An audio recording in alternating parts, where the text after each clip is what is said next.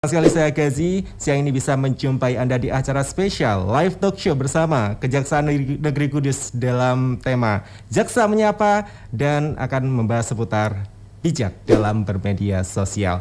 Tentunya telah hadir narasumber saya siang ini dari Kejaksaan Negeri Kudus. Saya sapa. Yang pertama ada Bapak Kepala Seksi Intelijen Bapak Sarwanto SHMH. Selamat siang Bapak. Selamat siang Mas Gazi. Apa kabar? Baik, alhamdulillah. Sehat ya? Sehat, alhamdulillah. Ditemani dengan Jaksa Fungsional Ibu Uli Rif'i SHMH. Selamat siang Ibu. Selamat siang. Apa kabar? Alhamdulillah baik. Baik ya. Kita siang ini untuk pertama kali ya Pak Bu ya. Betul, pertama kalinya ini main ke Suara Kudus ya. Terima kasih sekali sudah memilih Suara Kudus sebagai partner baru untuk kita mensosialisasikan ya pada masyarakat gitu ya. Betul. Kita pengen tahu tentunya sebelum kita masuk ke tema kita bijak dalam bermedia sosial, kita pengen lebih mengenal lah Kejaksaan Negeri Kudus ya. Kejaksaan ini tuh lembaga apa sih? Bisa dijelaskan? Oke, monggo. Baik, terima kasih Mas Gazi. Perlu diketahui ya bahwa Kejaksaan Negeri Kudus itu berdasarkan Undang-Undang Nomor 16 Tahun 2004 tentang Kejaksaan, bahwa Kejaksaan mempunyai tupoksi, yaitu diantaranya penyelidikan, penyidikan maupun penuntutan. Dan di situ aja juga di Kejaksaan ada struktur organisasi Mas. Kalau di Kejaksaan Negeri Kudus, tentunya kan khususnya di Kejaksaan Negeri Kudus ada seksi tindak pidana khusus, itu Pitsus, yang tupoksinya adalah melakukan penyidikan atau penyelidikan tindak pidana korupsi. Nah, kemudian ada seksi tindak pidana umum, itu yang biasanya menangani perkara-perkara bidum kayak pencurian, penganiayaan, judi. Kemudian ada seksi Datun, itu perdata dan tata usaha negara. Ya, ini biasanya Datun itu pelaku jaksa pengacara negara berdasarkan surat kuasa khusus. Dia bisa mendampingi pemerintah daerah, BUMN maupun BUMD. Kemudian di seksi intelijen, ya itu bidang kami, itu banyak tupoksinya, diantaranya ada penerangan hukum, penyuluhan hukum. Kemudian di dalam penerangan hukum dan penyuluhan hukum itu juga ada jaksa menyapa yang tentunya disiarkan secara langsung oleh Radio Suara Kudus hari ini. Kemudian ada seksi pembinaan, yaitu mengenai kepegawaian Mas, yang ngurusi kepegawaian di internal itu pembinaan. Kemudian seksi barang bukti yang tugasnya ngurusi barang bukti yang berperkara. Baik, tugas-tugasnya itu tadi kan ada pidana khusus juga ada pidana, itu bisa jelaskan lagi lebih jelas lagi Pak, silakan. Oh, kalau pidana khusus itu yang nangani perkara-perkara korupsi. Contoh ini, seperti contoh ini. Ada aduan tindak pidana korupsi ya kan, ya tentunya kita harus melakukan penyelidikan atau penyidikan tentang aduan tersebut. Mungkin menambahkan teman-teman mungkin kemarin sempat lumayan viral kasus OTT PDAM. Nah itu salah satunya bentuk dari kinerja bidang tindak pidana khusus. Kalau untuk pidana pidana umum, ya itu tadi misalnya ada laporan mengenai tindak pidana pencurian atau penganiayaan, itu adalah bidang pidana umum. Nah, kalau untuk yang pagi ini termasuk bagian dari bidang intelijen, pelayanan hukum, penyuluhan hukum. Dan kita sangat berterima kasih nih Suara Kudus mau ikut serta berpartisipasi dalam pelaksanaan tugas dari kejaksaan. Lebih mudahnya untuk menjelaskan ke masyarakat dalam sistem peradilan hukum di Indonesia, Pak. Kejaksaan ini posisinya seperti apa untuk masyarakat atau untuk klien? Sebagai posisinya ya, sebagai aparat penegak hukum. Aparat penegak hukum. Tentunya di situ kan ada selain kejaksaan, tentunya aparat penegak hukum juga ada kepolisian, teman-teman KPK. Tapi kalau di kejaksaan itu kan ada tupoksi tadi seperti saya katakan tadi, bisa juga melakukan penyidikan, tapi bisa melakukan penyidikan tindak pidana korupsi. Kemudian bisa melakukan penuntutan ya, sebagai jaksa penuntut umum. Ya, mungkin menambahkan ya Mas Gazi ya, kejaksaan ini kalau bisa kita bilang itu dia pekerjaannya dari hulu ke hilir. Jadi selain kita sebagai penuntut, kita juga melakukan penyidikan, tapi khusus untuk perkara korupsi. Kalau mungkin di instansi aparat penegak hukum lain, misalnya kepolisian, itu kan mereka hanya melakukan penyidikan, mereka tidak melakukan penuntutan. Tapi kalau untuk kejaksaan sesuai amanat undang-undang, khusus untuk tindak pidana korupsi kita bisa melakukan penyidikan, sekaligus nanti melakukan penuntutan. Lebih spesifik lagi, kejaksaan ini sebenarnya ada yang namanya kita sebagai dominus litis. Jadi kitalah yang memutuskan suatu perkara ini bisa disidangkan atau tidak. Sebagai contoh misalnya ada berkas perkara dari penyidik kepolisian, suatu perkara, kalau kita nyatakan itu perkara lengkap dan layak untuk disidang, perkara itu akan disidang sampai dengan nanti memperoleh vonis. Tapi kalau kita menyatakan bahwa perkara itu tidak layak, tidak P21, tidak lengkap, maka kita akan kembalikan. Itulah sebenarnya posisi kejaksaan ini termasuk sentral di peradilan gitu. Baik, kita kalau membahas seputar untuk bijak dalam bermedia sosial, yang paling disoroti kalau sekarang kan memang anak-anak muda, anak-anak milenial ya, dalam menggunakan media sosial, menggunakan teknologi internet gitu ya.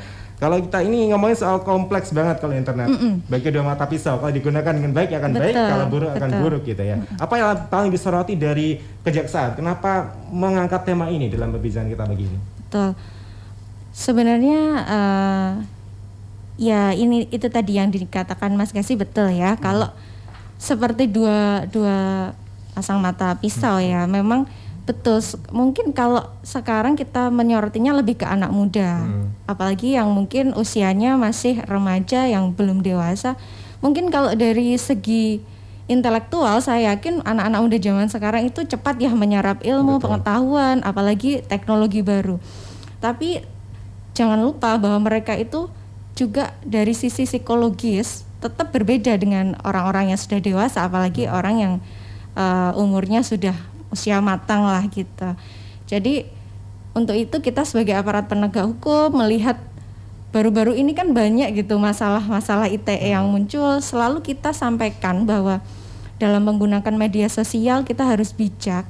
Tidak cuma kita langsung nge-share apa yang menurut kita betul, tapi kita harus cek dan recheck dulu, harus kita filter. Terus yang berkaitan dengan mungkin milenial dan generasi Z juga ya. Sekarang ini baru-baru ini netizen kita ya dikasih penghargaan sebagai netizen paling barbar ya. Misalnya gitu. Makanya kan ini jadi introspeksi diri kita gitu.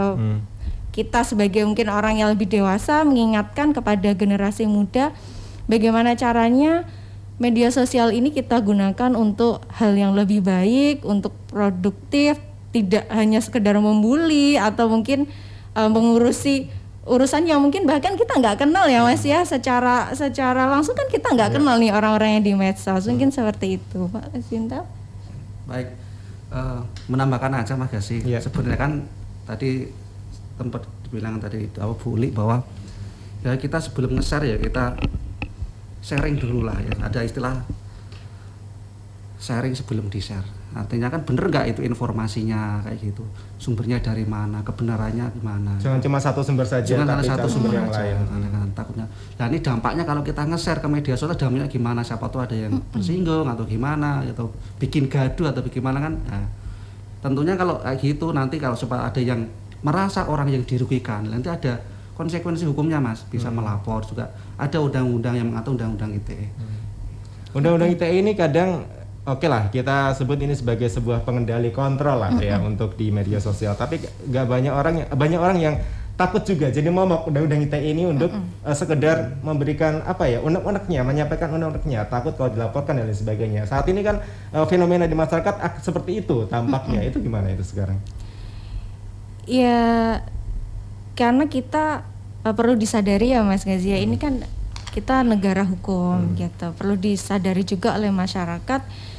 Sebenarnya mungkin kalau kita lihat dari sisi itu ya, seolah-olah dia membatasi hak asasi orang lain, tapi sebenarnya juga undang-undang itu kan diciptakan juga salah satunya untuk melindungi hak orang lain gitu. Memang kita tidak bisa memuaskan semua kalangan gitu loh. Yang paling penting buat kita dengan adanya undang-undang itu, ya bagaimana kita menyesuaikan diri dengan adanya undang-undang, adanya mungkin larangan-larangan. Saya kira kalau memang medsos digunakan dengan baik, insya Allah kita sih kita akan terhindar lah dari masalah seperti itu. Mungkin saya sering kasih tagline sih, kalau jangan yang penting posting, tapi posting yang penting gitu kan, itu beda ya. Jangan asal posting, jangan yang penting posting, tapi posting yang penting gitu loh. Jadi intinya dengan adanya undang-undang ini ya mau nggak mau memang kita harus aware ya sama apa yang mau kita share. Kita aware dengan ada nggak sih hak orang lain yang nantinya akan terganggu dengan apa yang mau kita share. Sebenarnya hanya itu sih, kita introspeksi, semakin evaluasi gitu aja sih. Cybercrime ini Pak, kalau kita ngomongin soal kejahatan di media sosial di internet gitu, itu bisa dijelaskan mungkin sebelum kita break, bisa dijelaskan lebih singkat saja dulu, silakan. Baik, kalau ini Mas Gasi, cybercrime itu kan istilahnya kan kayak kejahatan komputer. Crime ya, kriminal kan yang ditujukan pada sistem atau jaringan komputer yang mencakup segala bentuk kejahatan yang menggunakan bantuan-bantuan sarana media elektronik internet, cybercrime. Biasanya kan ciri-ciri cybercrime itu kan ada cirinya Mas, terdapat penggunaan teknologi informasi, kemudian ada alat bukti digital, kemudian pelaksanaan kejahatannya juga berupa kejahatan non fisik atau cybervice Pak. Nah, kemudian sifat kejahatan bersifat violent atau tidak menimbulkan kekacauan, dan dalam proses persidangan keterangan harus menggunakan ahli IT kalau cybercrime Mas. Harus IT yang ahli IT yang bisa menjelaskan tentang itu apakah cybercrime atau tidak. Jenisnya banyak ya Pak ya? Jenisnya banyak. Oke. Nanti kita bahas apa jenis-jenis kejahatannya yang termasuk cybercrime.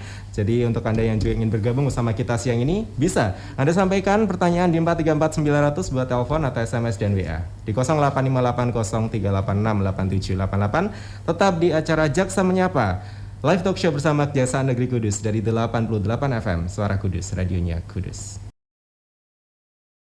Masih di live talk show bersama Kejaksaan Negeri Kudus di Jaksa Menyapa. Siang ini membahas seputar bijak dalam bermedia sosial. Untuk Anda yang ingin bergabung, ingin bertanya kepada narasumber saya, ada Bapak Sarwanto dan Ibu Uli, silahkan di 434900 atau di 085803868788. Kita coba buka. Halo, selamat siang. Halo, selamat siang, Mas. Ya, dengan Adi Mas Adi di mana? di Purwosari. Purwosari. Ada pertanyaan Mas? Silahkan. Iya, ini mau tanya itu Mas, kalau syaratnya jadi jaksa itu apa ya Mas? Syarat jadi jaksa. Saya lihat kalau jadi jaksa itu ganteng gitu karena seragamnya ya. Syarat-syaratnya untuk menjadi jaksa apa itu, ya. Mas? Oke, itu aja. Nah, kebetulan saya juga dari hukum juga kan. Oh ya, baik. Ya, makasih ya. Terima kasih Mas Adi, selamat siang. Baik. Langsung dijawab mungkin? Silakan. Tadi bisa diulang pertanyaannya ya? Syarat menjadi jaksa. Oh, syarat jadi jaksa. Iya. Dari siapa tadi? Mas Adi. Mas Adi di mana? Purwosari. Oke, Mas Adi di Purwosari. Terima kasih pertanyaannya yang jawab Pak Asinda. Baik, mungkin saya jawab pertanyaan dari Mas Adi ya kan. Iya. Katanya tadi selain ganteng, selain apa kan? Ya tentunya kan untuk syarat menjadi jaksa itu harus pertama sehat jasmani dan rohani, ya kan? Itu yang penting. Kalau jiwanya sehat, gitu kan? Gimana kalau nggak jiwanya sakit? Berarti kan nggak mau kriteria kan? Pertama harus sehat jasmani dan rohani. Kemudian yang kedua ya harus minimal ya kan? Itu S1 hukum. S1 hukum. Ini kan jadi jaksa ya, S1 hukum. Kemudian harus mengikuti ikut tes ya kan? Ikut tes dulu, ikut seleksi lah kayak gitu. Nanti buat Mas Adi nanti ya mungkin bisa datang ke kantor Kejaksaan Negeri Kudus ya kan, siapa tahu ada pengumuman untuk seleksi CPNS Kejaksaan, nanti yalah kita tukar sharing kita pendapat gitu kan. Kami juga bisa ada nomor telepon Mas Adi, kalau butuh nomor telepon saya bisa juga nanti tak kasih nomor teleponnya. Mungkin juga kalau masyarakat ingin berinteraksi dengan Kejari Kudus, kita punya berbagai macam platform ya Mas Gazi ya. Ada di Instagram kita punya Kejari Kudus, kemudian di YouTube kita juga ada channelnya Kejari Kudus, ada juga Twitter juga, Facebook juga ada. Pokoknya kita menyesuaikan lah dengan kekinian medsos pada saat ini. Ini juga kami mungkin bisa sampaikan sedang live di Instagram Kejari Kudus, silahkan bagi pendengar yang mau join dan mau menyampaikan pertanyaan boleh ya Mas ya? Boleh, via Instagram Kejari Kudus kita. Oke, baik. Kita balik ke seputar cybercrime. Tadi sudah jelaskan apa itu cybercrime oleh Bapak Sarwanto. tadi belum ya, jenis-jenis kejahatan cybercrime itu apa saja? Bisa dijelaskan, silakan. Baik, terima kasih. Mungkin gini Mas, kejahatan yang termasuk cybercrime ya kan. Kejahatan-kejahatan itu tadi kan saya katakan tadi ada cyber teroris atau internet teroris, kemudian ada cyber pornografi atau termasuk pornografi anak tapi lewat media atau bagaimana, kemudian cyber harassment atau pelecehan seksual melalui email ya kan. Kan sekarang usil nih ya, ada email, chat atau bikin chat mengarah ke porno atau ya kan bisa juga, kemudian cyber stalking atau menjelekkan seseorang dengan menggunakan identitas seorang yang telah dicuri. Sebagai contoh nih, saya bisa menggunakan identitas A itu, saya bully Mas B ya gitu kan di lewat Facebook atau IG ya gitu kan, bisa juga. Kemudian hacking, penggunaan programming abilitas yang bertentangan dengan hukum itu Mas. Oke. Ada juga cyberbullying nih kalau kita ngomongin soal media sosial. Monggo, Ibu Uli atau Pak Sawanto, silahkan. Boleh, oke. Cyberbullying ini pada umumnya ini ya sama dengan bullying yang lain, cuman dia medianya yang berbeda. Medianya dia melalui sarana komputer, jejaring sosial dunia maya, kemudian lewat telepon seluler maupun peralatan elektronik lainnya. Ya ini mungkin sebenarnya tergolong dari jenis bullying yang baru ya, cyber, dibanding yang zaman dulu kita agak terlalu mengenal teknologi seperti sekarang ya. Kalau dulu kan paling bullying kita verbal secara langsung. Kalau sekarang justru walaupun cyberbullying ini tergolong bullying yang baru, tapi sekarang yang paling marak ya memang via cyber, karena orang dengan dia tidak bertatapan secara langsung di dunia nyata, dia mungkin dengan seenaknya bisa bully orang mungkin lewat IG atau lewat Facebook, Twitter. Tapi seperti yang kita ketahui nanti begitu ada laporan kemudian diamankan sama pihak kepolisian, biasanya mereka nangis-nangis minta maaf. Itu yang kita harus aware ya sama hal itu, bahwa janganlah jadikan cyber atau medsos itu untuk hal-hal yang seperti itu, karena ya itu tadi ada konsekuensi hukum di belakangnya. Kita bully orang itu ada semua aturannya, ada pidananya yang nanti akan ada risikonya yang harus ditanggung. Betul, gitu ya? ada resikonya. Bentuk-bentuknya kayak gimana? Oke, cyberbullying banyak ada. Kalau untuk teori-teorinya itu ada beberapa ya, ada flaming atau perselisihan yang menyebar, kemudian ada harassment, pelecehan.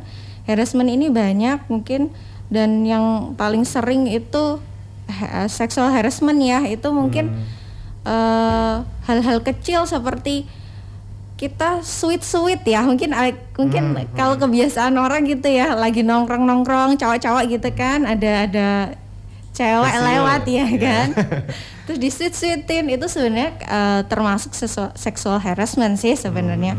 Kemudian ada bentuk yang lain, ada denigration, itu fitnah, impersonation, meniru, outing and trickery, penipuan, exclusion, pengucilan, ada cyber stalking juga, penguntitan di dunia maya.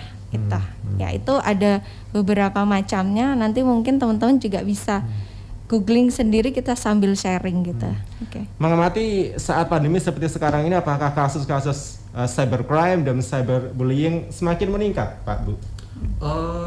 Perlu diketahui Mas ya, kalau saya baca di media sosial, kami kan juga mengamati beberapa media sosial yang ada di sini kan. Tentunya kan inilah sumber informasi itu masalah kayak gini, COVID, penanganan COVID, kemudian masalah kemarin vaksinasi. Ada sebelumnya ada berita-berita miring kayak gitu kan. Tentunya kita sebagai aparat penegak hukum itu juga, kami juga memberikan penyuluhan atau pemahaman kepada masyarakat. Tentunya bener nggak sih berita ini kayak gini? Artinya jangan masyarakat itu mulai atau hanya mengetahui hanya dari berita satu sisi ya. Harus kita himbau kayak itu, beritanya bener atau enggak. Masalah vaksinasi, kalau kemarin masalah COVID, kok pada ketakutan kayak horor banget gitu loh. Artinya wah ini kok masuk rumah sakit saya takutnya positif ya, nah ini kan di COVID-kan atau gimana. Tentunya kita sebagai aparat penegak baik kepolisian, kejaksaan ya, kita harus mengkanter berita-berita seperti itu. Kita harus meluruskan ya dengan cara seperti ini ya, kayak penyuluhan hukum di masyarakat. Kemudian pada pagi hari ini kita juga memberikan jaksa menyapa di radio agar masyarakat tahu gitu loh Pak. Iya, menambahkan ya Mas ya, itu biar tujuannya ya itu tadi, biar nggak ada cyberbullying. Dan alhamdulillah sih sampai sekarang kita di Kudus ini di tahun kemarin maupun tahun ini belum ada kasus cyberbullying. Itu makanya selalu kita sampaikan kalau saat penyuluhan atau mungkin ada salah satu program kita jaksa masuk sekolah, karena memang sasarannya kita lebih kepada anak muda ya yang sekarang sedang ramai-ramainya pakai medsos gitu. Tapi alhamdulillah sih sampai saat ini belum ada cyberbullying kasus di Kudus ini. Berarti netizen Kudus masih santun-santun. Iya, nggak barbar kok, enggak. Ini menyambung dengan pertanyaan dari Putri, bagaimana cara mengedukasi anak-anak terutama usia SD nih untuk bijak menggunakan sosmed? Oke, saya coba jawab ya. Untuk anak SD ya, nah ini sih lebih kepada kalau menurut saya ya, kalau untuk anak SD ini kan dia umurnya jelas masih sangat usia dini ya. Lebih kepada orang tua, peran orang tua ini sangat penting. Selain guru juga di sekolah, cuman karena sekarang kita full di rumah ya selama pandemi ini, jadi peran orang tua sebagai yang mengawasi anak-anak ini, dia sedang buka apa, misalnya dia buka YouTube, boleh mungkin YouTube tapi YouTube yang kids gitu, disesuaikan dengan usianya gitu Mas. Kita coba buka telepon 434 900. Selamat siang. Selamat siang. Iya, dengan Mas John. Mas John di mana Mas? Mas John di Daan. Di Undaan.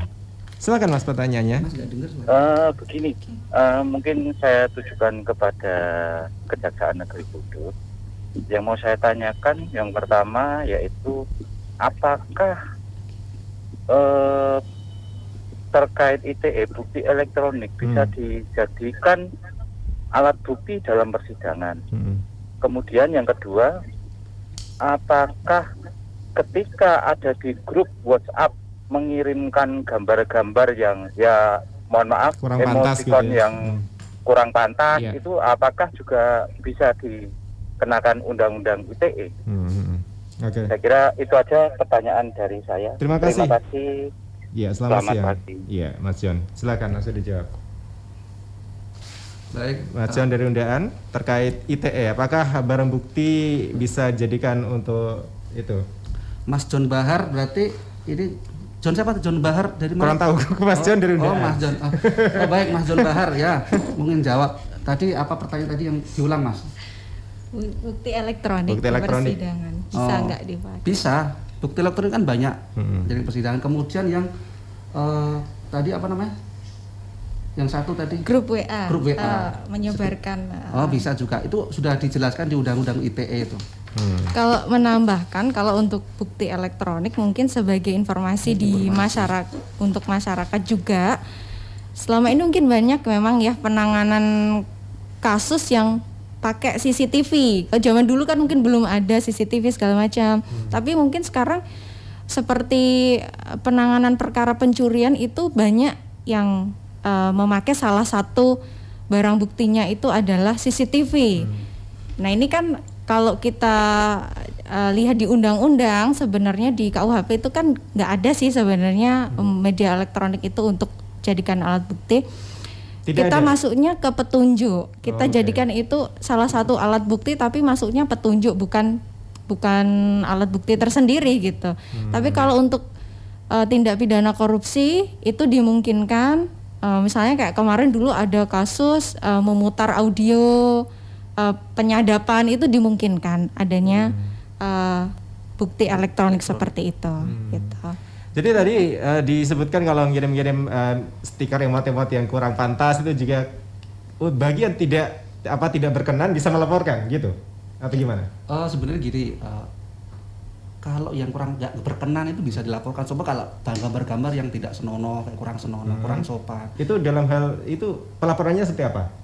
Spesifiknya apa? Oh gini, jadi begini. Kalau dia merasa dirugikan, merasa risih ya bisa dilaporkan. Ya, yang berkenaan dengan dia, Mas. Kan maksudnya misalnya dia pointing ke orang, misalnya apa ya? stiker ini dikhususkan untuk Untuk dia. dia Oh, oke. gitu atau apa gitu misalnya gitu. Jadi langsung ke subjeknya Iya, gitu. Kalau dia tidak terima bisa dilaporkan. Boleh. Kena ITE seperti itu ya. Bisa. Oke, baik. Masih kita tunggu di 434900 untuk Anda bergabung atau SMS dan WA di 085803868788. Kita akan lanjutkan lagi nanti, pastikan tetap di talk show bersama Kejaksaan Negeri Kudus di Jaksa Menyapa. Jaksa Menyapa, live talk show bersama Kejaksaan Negeri Kudus. Dan pastinya masih juga menunggu Anda yang ingin bergabung 434900 dan di 085803868788.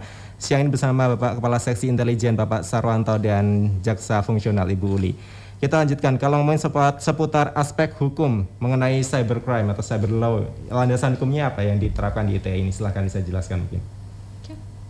Oh, baik. Landasan hukumnya masalah ini kan cybercrime, kejahatan artinya kan. Bahwa landasan hukumnya ada di Undang-Undang Nomor 11 Tahun 2008 tentang Informasi dan Transaksi Elektronik. Tapi sudah diubah kayaknya Mas, itu kayak kurang lebih kayak Undang-Undang tahun 2016. Itu landasan hukumnya. Tapi secara spesifik itu sudah diatur di sini. Namanya lex spesialis, jadi undang-undang tersendiri Mas. Di Undang-Undang ITE. Isinya Isinya di situ ada tentang ketentuan pidana, kemudian tentang mungkin di situ juga masalah pengertian cybercrime apa, kemudian ada pasal-pasal itu pidana lah di situ. pidana. Dengan ancaman hukuman kalau kita ngomongin soal itu? Kalau ancaman hukumannya itu paling lama 6 tahun Mas di cybercrime. Lama 6 tahun. Ya. 6 tahun di pidana penjara paling lama 6 tahun atau denda paling banyak 1 miliar rupiah. Ya. Oke. Menambahkan ya Mas Gazi ya, ini sebenarnya undang-undangnya sekarang udah ada yang baru tahun 2016, cuman itu tidak mengganti undang-undang yang lama, hanya menambahkan saja ada beberapa pasal yang ditambahkan. Tapi kalau untuk ketentuan pidana atau mungkin perbuatan apa aja sih yang bisa dipidana karena undang-undang ITE itu nanti bisa dicek, ada di pasal 27, ada pasal 28, ada pasal 29 dan seterusnya.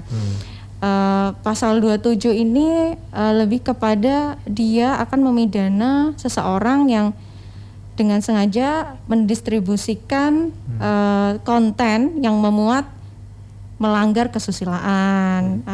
Mungkin sebagai contoh dulu ya, ada kasusnya Ariel Noah itu kenanya undang-undang ITE itu memuat konten yang melanggar kesusilaan.